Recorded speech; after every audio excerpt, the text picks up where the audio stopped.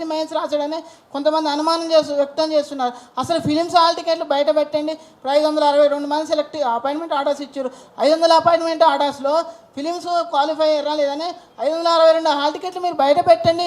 మీరు నిజాయితీగా పారదర్శకంగా మీరు గ్రూప్ 1 ఎగ్జామ్ నిర్వహించినట్లయితే మీరు 562 మంది ఫిలిమ్స్ హాల్ టికెట్ నెంబర్లు ఈరోజు వెబ్సైట్లో పెట్టాలని మేము టీఎస్పీఎస్సీని విజ్ఞప్తి చేస్తున్నాం. మీరు తప్పు చేయలేదు కదా, మీరు నిష్పక్షపాతంగా నిక్కచ్చిగా వ్యవహరించారని మీరు మాట్లాడుతున్నారు కదా.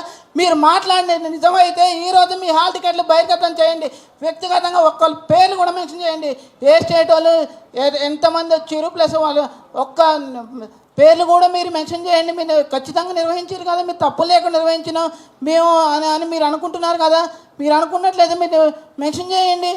అంతేకాకుండా మీరు గ్రూప్ 1 ఫిలిమ్స్లో కూడా మీరు 14 క్వశ్చన్లు తప్పులు ఇచ్చారు. 14 క్వశ్చన్లు మేము తప్పులు ఇచ్చినప్పుడు వేమనరేందర్ రెడ్డి గారి దగ్గరికి వెళ్ళినప్పుడు వేమనరేందర్ రెడ్డి గారు రియాజ్ కాల్ చేస్తున్నప్పుడు రియాజ్ గారు అంటున్నారు అశోక్ నగర్లో రాంగ్ ప్రాపకండ చేస్తున్నారు, ఒక్క క్వశ్చన్ తప్పు లేదు అని అంటున్నారు. మరి ఆయన హిస్టరీ ప్రొఫెసర్ కదా, ఆయనకు తెలియదు ఎన్ని క్వశ్చన్లు తప్పులు ఉన్నాయని.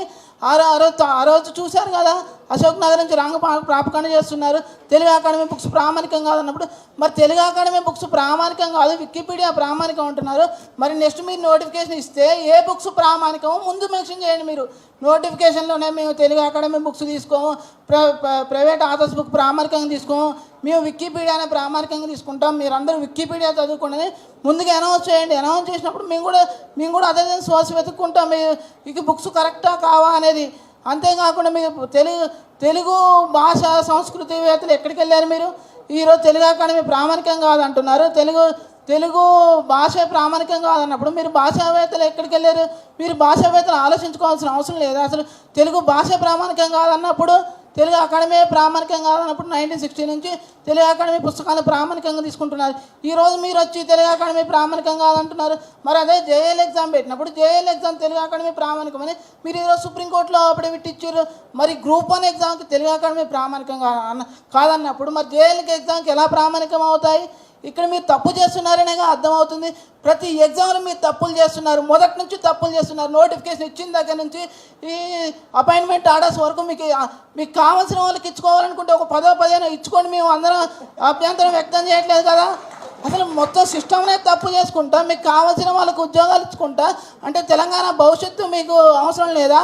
అంటే 30 సంవత్సరాల భవిష్యత్తు మీ ఉద్యోగాలు మీ చేతుల్లో ఉంచుకోవాలనుకుంటున్నారా? ఎలక్షన్ ప్రాసెస్ దగ్గర నుంచి అన్నింటిలో మీ గుప్పెట్లో పెట్టుకోవాలనుకుంటున్నారా? ఇది ఎట్టి పరిస్థితుల్లో మేము సాగనీయం. మేము పోరాడి తెచ్చుకుంది ఉద్యోగాల కోసం, నీళ్ళ కోసం, నిధుల కోసం, నియామకాల కోసమే మేము పోరాడి తెలంగాణ తెచ్చుకున్నామే తప్ప మీలాంటి వాళ్ళకి ఉద్యోగాలు ఇవ్వడం కోసం కాదు, నువ్వు నచ్చిన ఆంధ్ర వాళ్ళకి ఉద్యోగాలు ఇచ్చుకోవడం కోసం కాదు. 3rd ర్యాంక్ వచ్చిన వంశీకృష్ణారెడ్డికి తెలంగాణ సంస్కృతి అంత బాగా తెలుసా? అంత బాగా చదివాడు. తెలంగాణ హిస్టరీ తెలంగాణ అంత కొంచెం మేము అడుగుతామన్నాం ఈరోజు. అంటే తెలంగాణ పోరాటం చేసిన యోధుల కన్నా ఎక్కువ చదివారా మీరు ఎట్లా వస్తాయి? 3rd ర్యాంక్ ఎట్లా వచ్చింది? అసలు 3rd ర్యాంక్ అతను ఫిలిమ్స్ క్వాలిఫై అయ్యడం లేదని హాల్ టికెట్లు బయట పెట్టండి ఫస్ట్. అసలు ఎగ్జామ్ రాశాడా లేదా? ఏ సెంటర్లో నా దగ్గర కొంతమంది మిత్రులు వస్తున్నారు, ఆ 3rd ర్యాంక్ అన్న అబ్బాయి నాకు ఏ సెంటర్లో కనిపించలేదు అంటున్నారు, కనిపించలేదని అడుగుతున్నారు. చాలామంది అదే క్వశ్చన్ అడుగుతున్నారు. 3rd ర్యాంక్ రాశాడు, ఏ సెంటర్లో ఎగ్జామ్ రాశాడు, ఎక్కడ రాశాడు, ఎలా రాశాడు అది మొత్తం బయట పెట్టండి మీరు. అంతేకాకుండా తెలుగు మీడియం విద్యార్థులు తీవ్ర అన్యాయం. 9% ఏపీఎస్సీ రాసిన ఎగ్జామ్లో 26% పాస్ అయ్యారు. అలాంటిది 9% ఎట్లా అవుతాయి? పుస్తకాలన్నీ తెలుగులో ఉన్నాయి. తెలంగాణ చరిత్ర చాలా అద్భుతంగా ఉంది, తెలంగాణ సంస్కృతి అద్భుతంగా ఉంది, తెలంగాణ హిస్టరీ చాలా అద్భుతంగా ఉంది.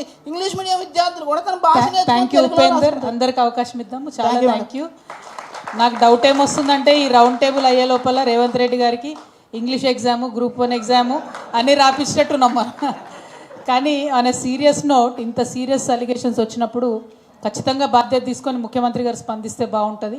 మంత్రుల దగ్గర పోయినప్పుడు కూడా చాలా అలక్ష్యంగా నిర్లక్ష్యంగా మాట్లాడుతున్నట్టు తెలుస్తుంది. ఆ వైఖరి మార్చుకోవాలని కూడా మేము ప్రభుత్వాన్ని ఈ సందర్భంగా డిమాండ్ చేస్తూ ఉన్నాము. ఇందిరా గారిని మాట్లాడవలసిందిగా కోరుతున్నాం. ఇందిరా ఎవరు? ఈజాష్ ఇందిరా ఎజాష్ ఓకే ఎజాజ్ ఓకే ఎజాజ్ గారు. అందరికీ నమస్కారము.